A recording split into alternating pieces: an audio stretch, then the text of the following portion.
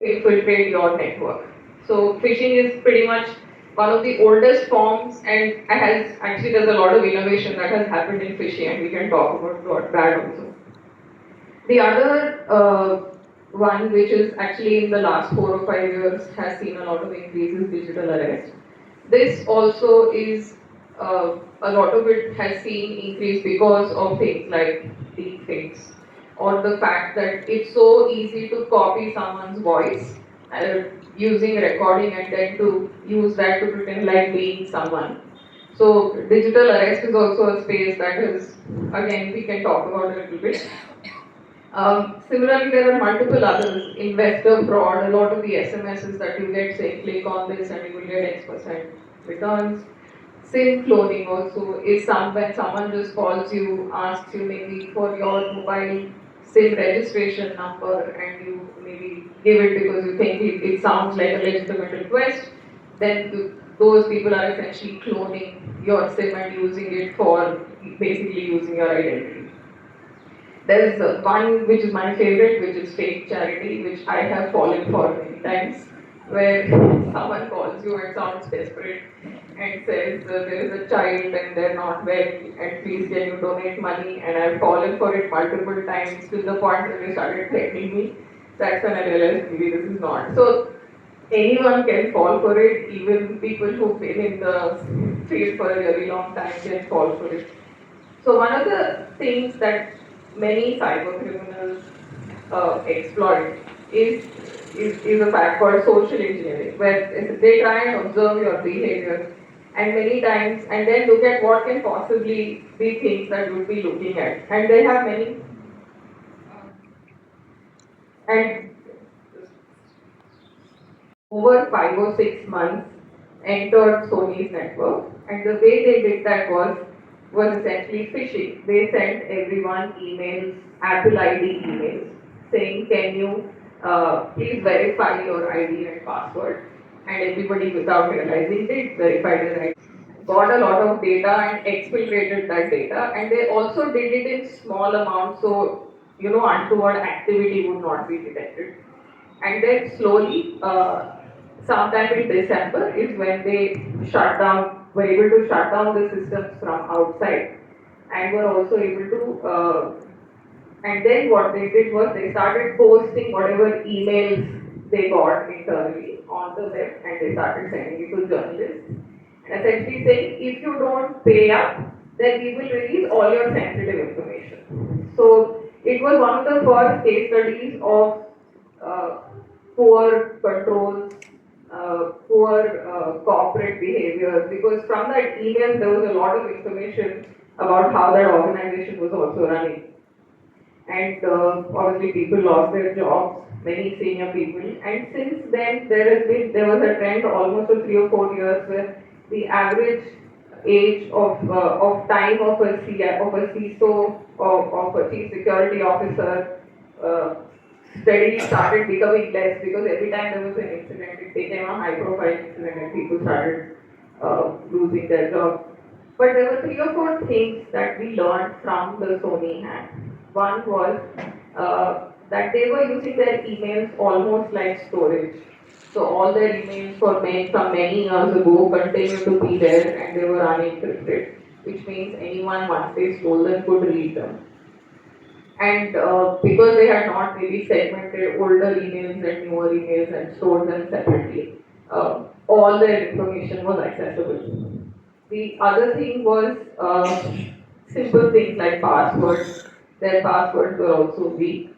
Also, what the other and one of the things that many organizations do is give a lot of privilege for 2 or 3 people, especially who are either doing system administration or managing, large or know the organization well. These are called administrative accounts, and we also saw that within Sony there were lots of people who had a lot of high privilege administrative accounts. So they even changed that. So things that now we do easily, those Sony became one of the big examples for what not to do from a cybersecurity perspective.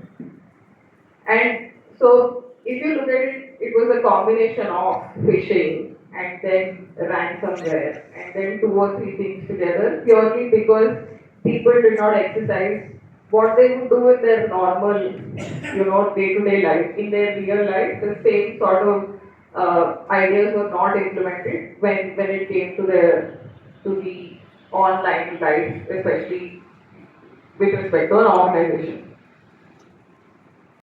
But now we're currently moved beyond social engineering.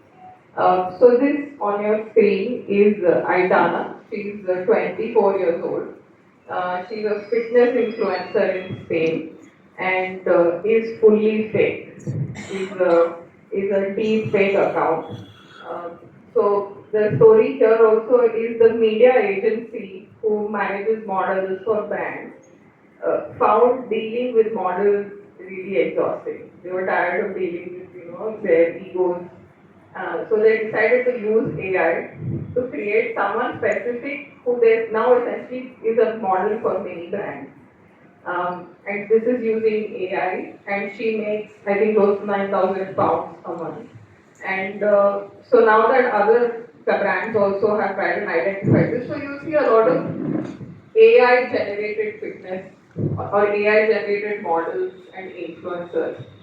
And I know we have an ethics conversation about ethics, but it's how they have come about is that now image and voice technology can be is so it can become so real that you can create images or essentially of your fantasies. And these people have a life, and they can help promote your brands. And now on the back of that, other brands have come up and says, can you build customized models for us? Obviously, there are many models going out of work, but also these are easy to manage. They're also propagating a brand of perfectionism or a way someone looks that doesn't exist. But still, it's entirely possible with technology for you to create an avatar or sometimes even a real fake influencer. So since we're talking about cyber and AI, this is one of the areas I think that is most easily done now with the use of technology. So deep fake is done using, or you can generate using generative adversarial network.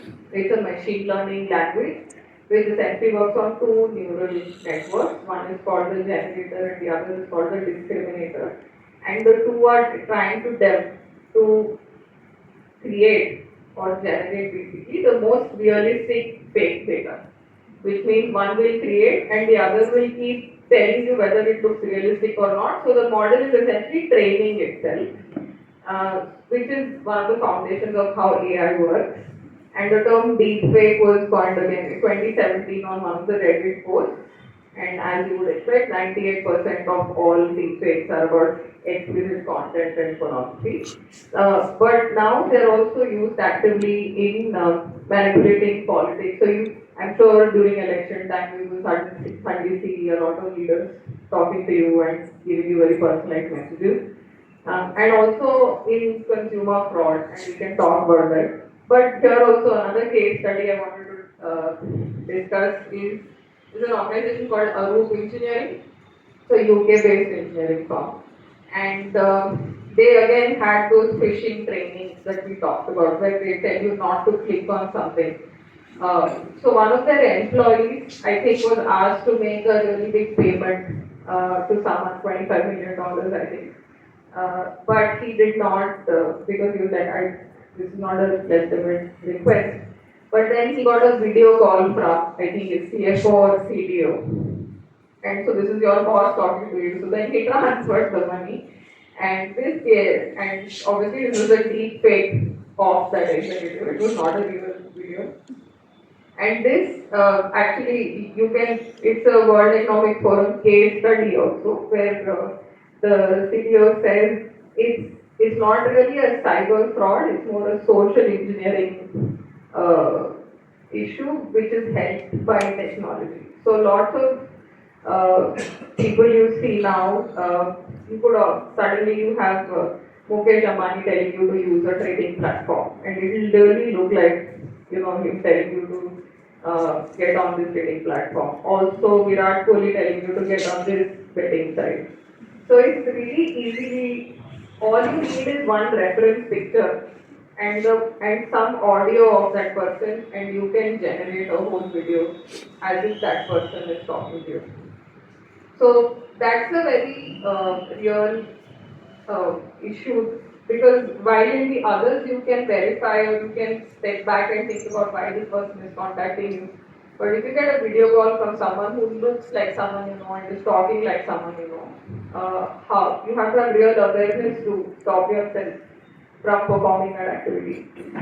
There is also, I think there's another trend now where it will start with someone in a news channel saying, use 100 rupees multiple times.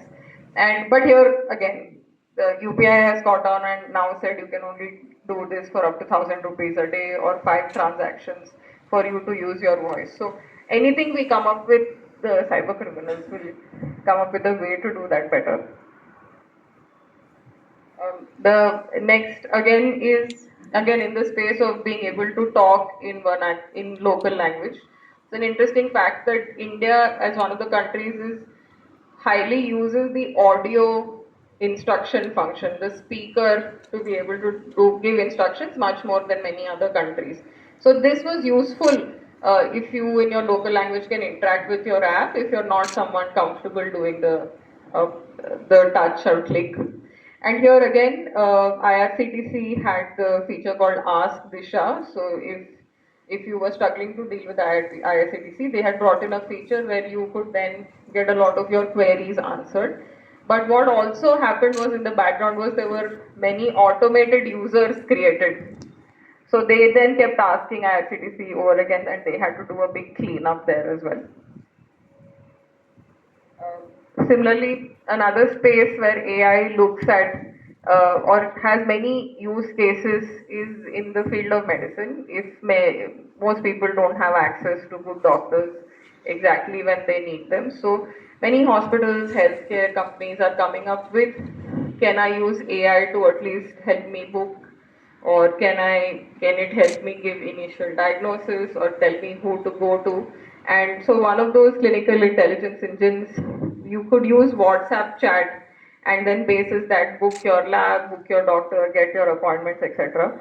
But what also that came in because of the fact that it had an AI engine in the back was that there was some bias that comes in. So one of the big issues, especially with artificial intelligence, is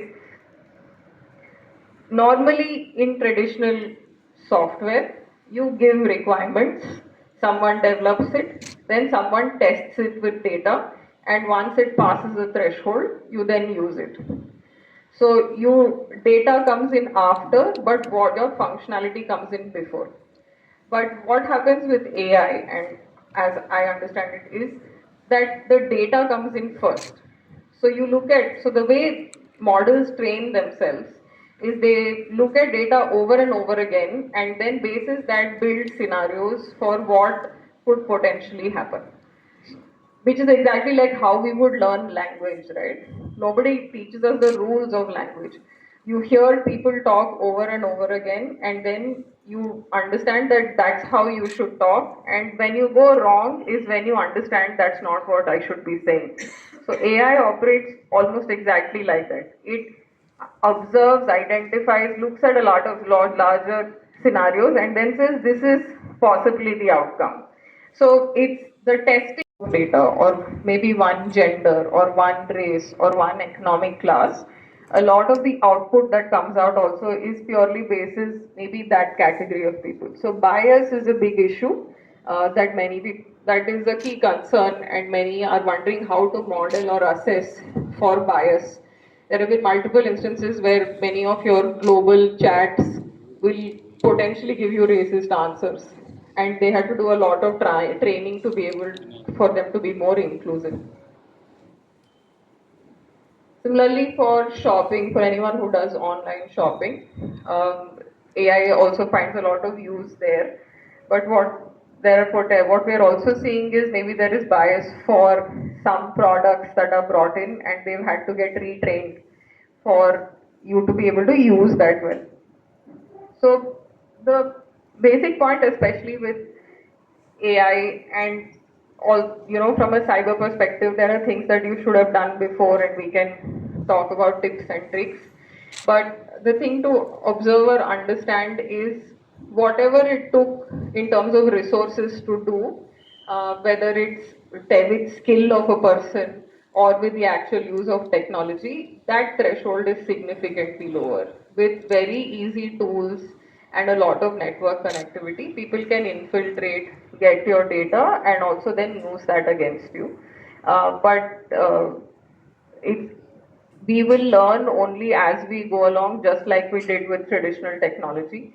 So I think staying aware and second guessing any transaction or anything you believe online should be sort of the base philosophy that you approach. Thank you. Thanks, Annapurna, for introducing us and cybercrime. Is this the complete list or there's more to come? There is so much more. Thank you. So, I'm sure all of us are genuinely worried after this lecture, and some of us would have been exposed to some of these tactics. So, at what point in time, my first question is, at what point in time do we feel we are safe? I think when your phone is off. I think one is, like I said, they will keep trying and attacking you. It's so easy, and your data is everywhere. Every time you entered a building, you've given them your mobile phone and your Aadhaar card number, especially in India. So your identity and the relevant information is there everywhere. It's only a matter of someone putting some of that information together and pressuring you into, clicking that link. So you should obviously put in basic antivirus. You should make sure you have two-factor authentication. So it's easy for you also to difficult for you also to log in to your system. So some of those basic hygiene things you should do. You should set strong passwords. You should keep changing your password.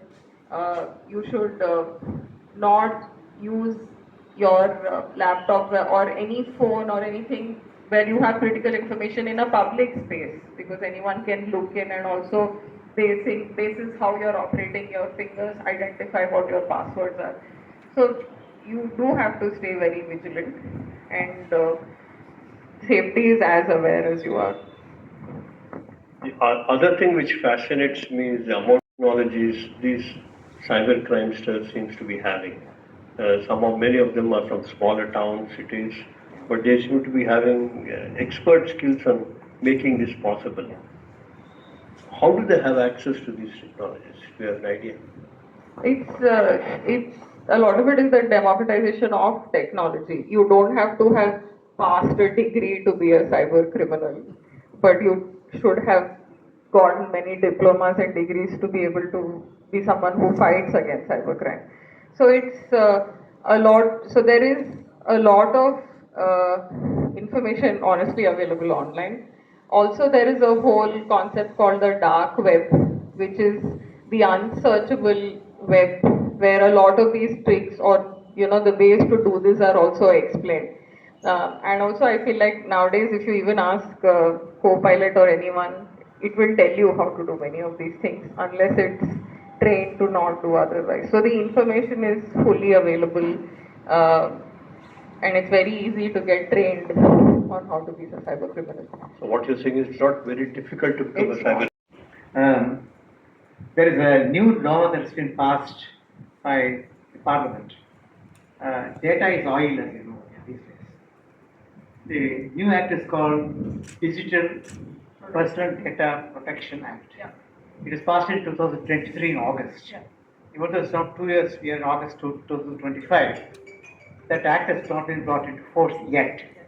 Even the rules have been framed, but nothing can come on force. Yeah. Today we are unprotected in a way. Because whatever you have said arises from data protection. Yeah. If you, as you correctly said, you give data to airlines, you give to hospitals, you give to education institutions, everywhere, even banks. If to open FD, you have to give some data. All that goes into some computer, some system. Ultimately, what happens is this: number of things happen in other systems. They are all collated. There's, they are, they are in fact made into sub-products, and then with the sub-products they are able to cheat people right, left, and center.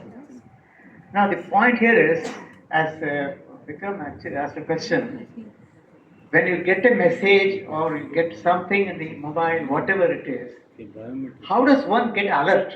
Say, after all, you don't know whether it's some very close friend of yours is called, or somebody wants to communicate to you something very official. It could be anything. But we are not able to get into this because we are afraid to press the button or open a link. Now, how do you really manage this as a citizen, as an individual citizen? Can you suggest what is it you can do?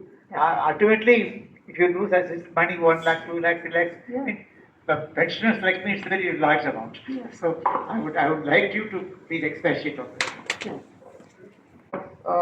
Many of us, who did end up sending the money would have confirmed.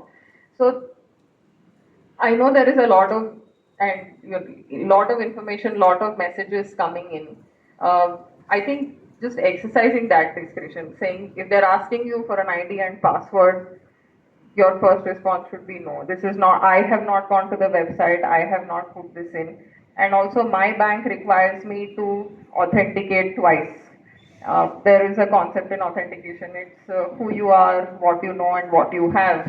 So who you are is me, what I know is my password, and what I have is my phone. So unless I get an OTP, you should not enter. They're not unbreakable barriers, but just knowing, especially when it means giving out information or giving your account or any other information, your first reaction should be this is not, or you should be skeptical about it.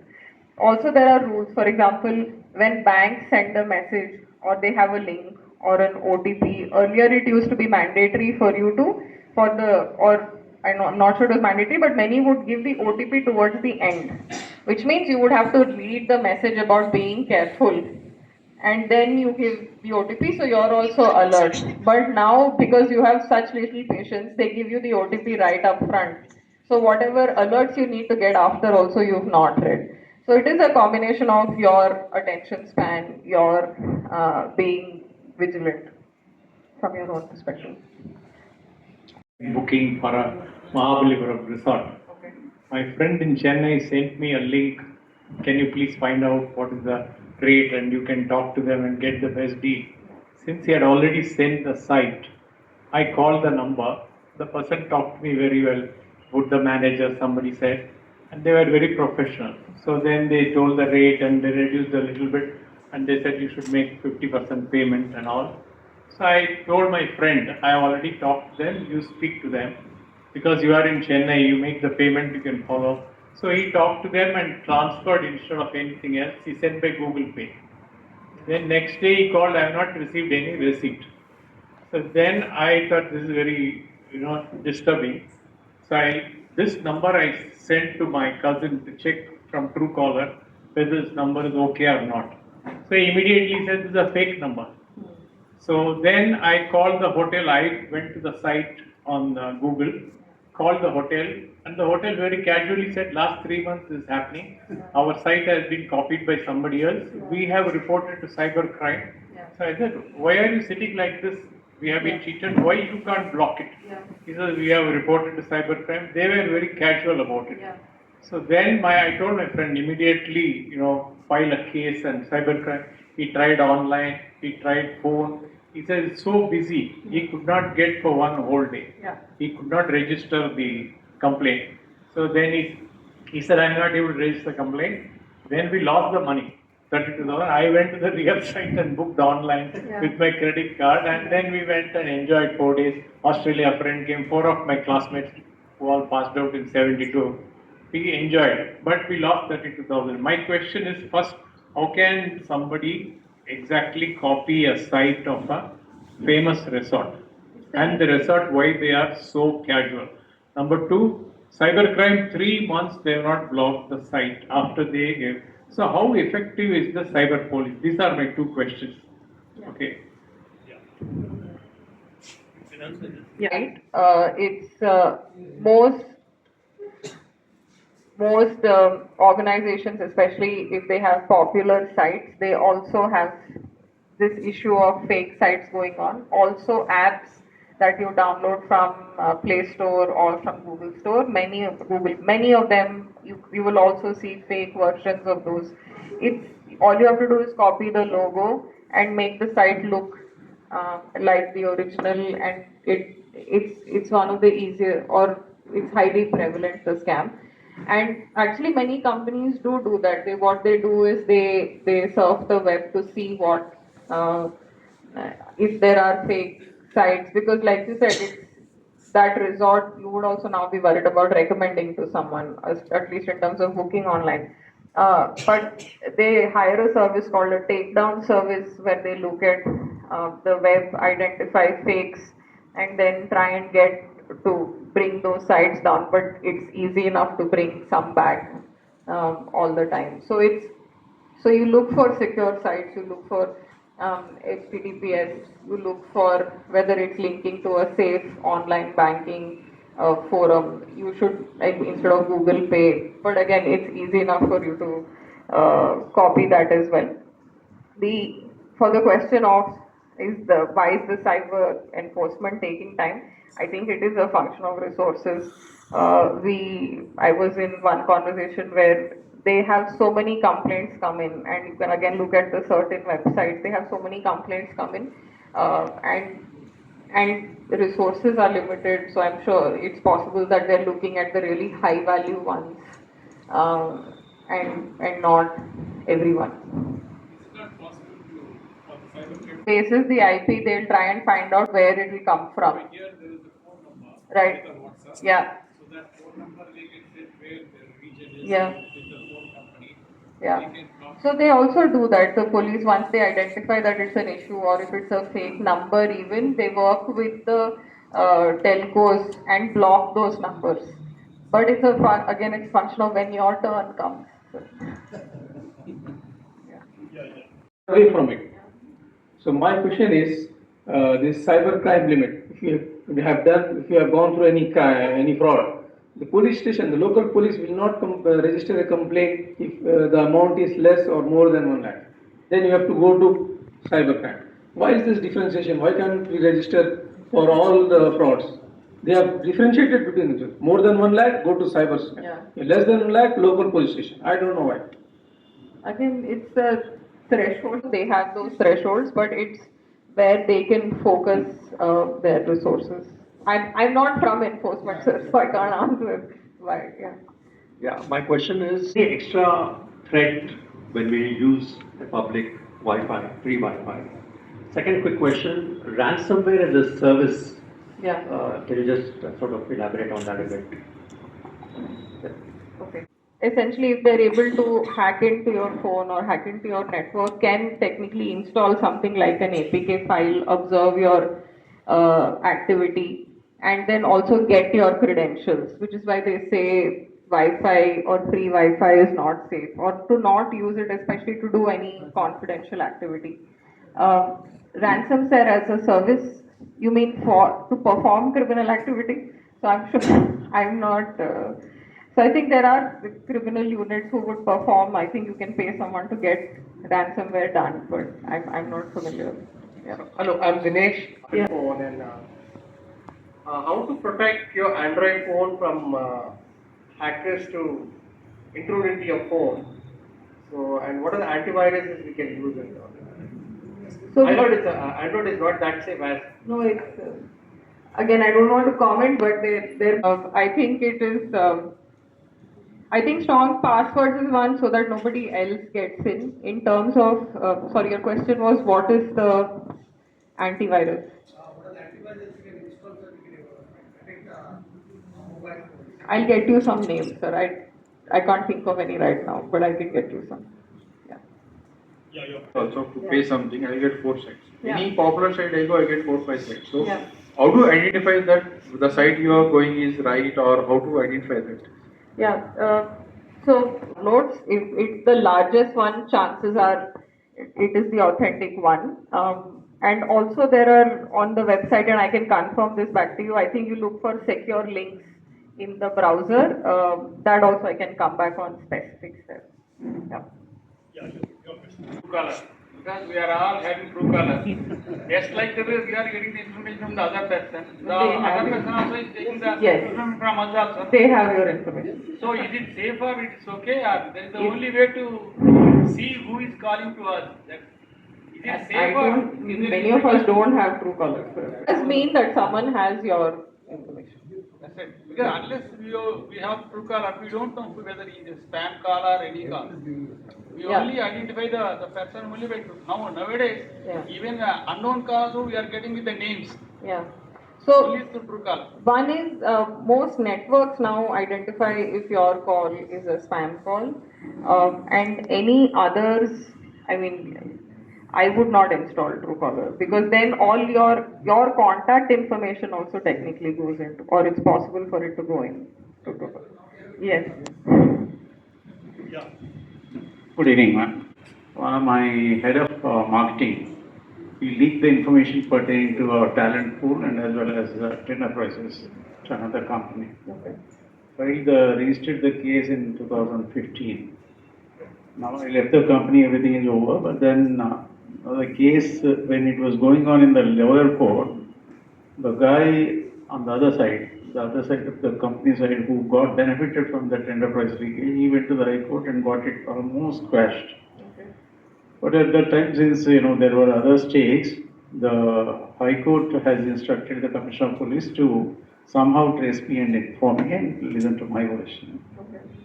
When I have gone through their counter, I found that we never had such an email ID, and we never operated that. The person who got benefited, he maintained we never had that kind of email ID, and the email ID which was claimed doesn't belong to me. Okay. How do I trace it back whether his company used that email ID about 10 years back ago? And it's on company's name. Okay. So these come from something called a domain. Right. And that's possibly what was used. A very maybe legitimate sounding domain was then used to create this particular email, or even the email ID, the specifics I don't know, could essentially list the company down. I think the only way it, or what I think would happen is that law enforcement would essentially have to then contact the specific email provider, which They is a have long sent it process. to forensic lab. In fact, they have that CD which is sent to the Kukatpalli court. Okay. But I don't know much what is proved by them, what is not proved by them. I'm no more with the company. I don't have access to any of the records. So I want to volunteer before the High Court only in case I am able to prove that particular domain name has been purchased by company which is in existence now. It's a reputed company. If I am in a position to prove that domain name has been purchased by that company and they were very much operating in the name of that particular email ID.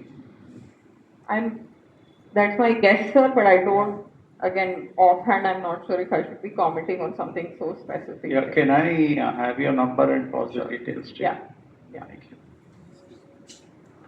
Standard old clause, don't click on the link. Yeah. Just don't click on the link unless you've asked for it. If it's come from anywhere, assume it's a fraud of some sort.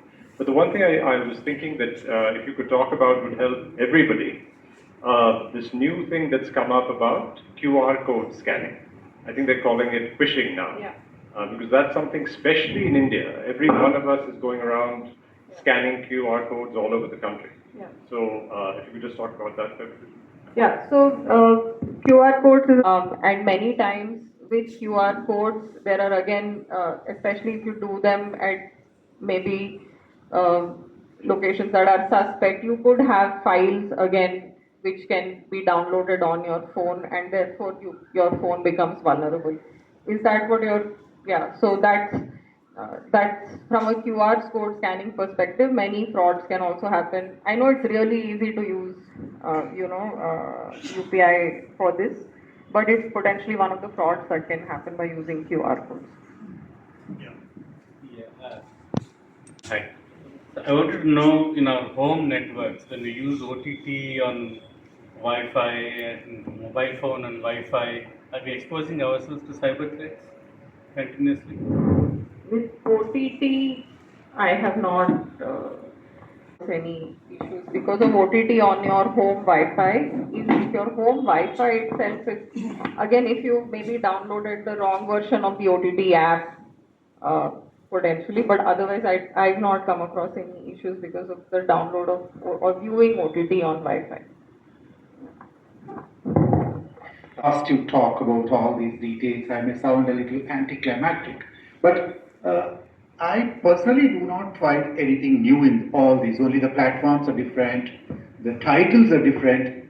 Right from the ancient times, the Mahabharata times, even when we talk about the gods they were pleasing, there was deep faking, gods coming in some other form. So what's new about it? We are unnecessarily alarmist, I think, unless the only thing that we need to keep in mind is we must be alert. Yeah. Other than that, there's nothing else. Nothing is new. I didn't think of God being deep fake that interpretation that you're saying. In the mobile phone, previously Google was a search engine. Yeah. Now Meta is coming. Whether it is really a authentic search engine. I don't think I've come across. What is the search engine called, sir? Meta. M-A-T-A. No, I understand. I've not used that search engine, but it's entirely possible. Too much coming. Okay. That is the reason I have to express. Okay. Use generally is don't answer any bank call. You generate a call. Yeah. You call the call center and give information what you have. So don't give information when you get the call. You generate the call. That's number one. And second thing, I have two emails. One email give you everywhere you want. One email which is sacrificed, which is give to only to the bank. Yeah. Only the exclusively email only for bank purpose. Rest you can have other email give to anywhere you want. Similarly, phone number. You have two phone numbers. One phone number only linked to the bank. Don't use that number anywhere. That you can 90% is solved. Almost got scammed. My insurance policy was to be renewed in March. So around the first week of Feb, I got a call from the company with whom I had the policy. And they said, sir, you have to renew the policy. And I said, fine, I'll do it. There's no problem. He says, no, I want to brief you about some changes in the policy terms. And he said, your premium has gone up by some 10,000 rupees and this benefit is curtailed to so much and this benefit is curtailed to so much. So I said, okay, you can't do this. He said, no, sir, it's universally we've changed the terms of the policy. I hung up. 2 minutes later, I get a call from another insurance company offering me a policy for the price of my earlier policy. So I started talking to them because I was upset with my company for increasing the premium even though I've been with them for 15, 20 years. Then my wife's same thing happened. And that is when I wisened up. So this company, and I can name it, Care Health, or through their agents, they are doing this. They call you, they know your insurance, because now it's all public data. They can check whether you're insured, where you've been insured, when your policy is expiring.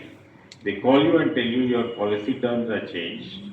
Somebody calls you. And then Care agent calls you and tells you we can offer this at this low price. And then you fall for it. It's not a scam in that sense. You are getting a genuine insurance policy, but you are being deceived into changing the service provider.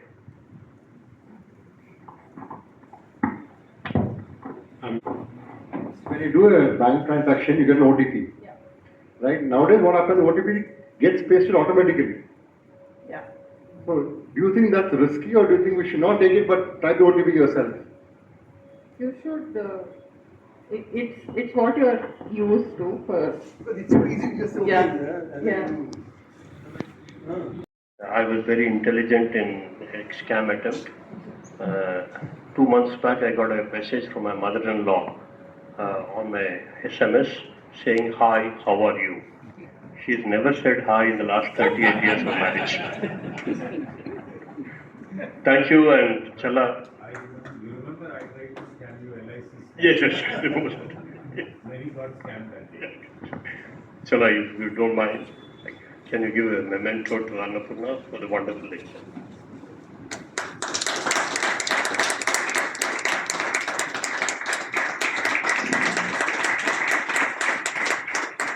Thank you, and our next event is Ajay Gandhi Memorial Lecture at the same venue. Ashok Lavasa, earlier election commissioner, is going to speak to us. You will know about the topic when we advertise.